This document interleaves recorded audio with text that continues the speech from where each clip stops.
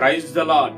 ప్రభు అయిన యేసుక్రీస్తు నామములో ఈ ఉదయకాల సమయంలో శుభదినాలు తెలియచేస్తూ ఉన్నాం.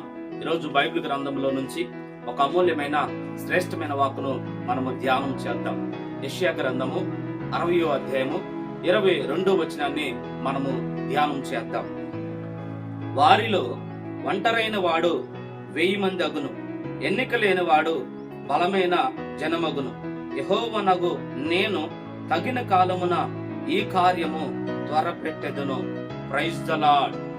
చూడండి, వారిలో ఒంటరైన వాడు 1000 మంది అగును, ఎన్నిక లేని వాడు బలమైన జనమగునని యెషయా గ్రంథంలో దేవుడు తెలియజేస్తూ ఉన్నాడు. ప్రేమైనటువంటి దేవుని బిడ్డలారా, చూడండి, అబ్రహాము జీవితంలో మనం పరిశీలన చేస్తే అబ్రహామును పిలిచినప్పుడు ఒంటరిగానే ఉన్నాడు. కానీ దేవుడు అబ్రహామును ఇసుక వేయనంతగా, ఒకవేళ అంత జనాంగాన్ని దేవుడు తనకు సమకూర్చాడు. దేవుడు అబ్రహాముని ఆశీర్వదించాడు. అబ్రహాముని దేవుడు ఉన్నతంగా విస్తరింపజేశాడు. ప్రియమైనటువంటి దేవుని బిడ్డలారా, ఇదిగో మరలా యాకోబుని అంటున్న, పురుగు వంటి యాకోబు, నువ్వు భయపడమాకు, నేను నిన్ను విస్తరింపజేస్తాను అని యాకోబుతో దేవుడు మాట్లాడాడు. ఈరోజు నువ్వు ఒంటరిగా ఉంటున్నావా?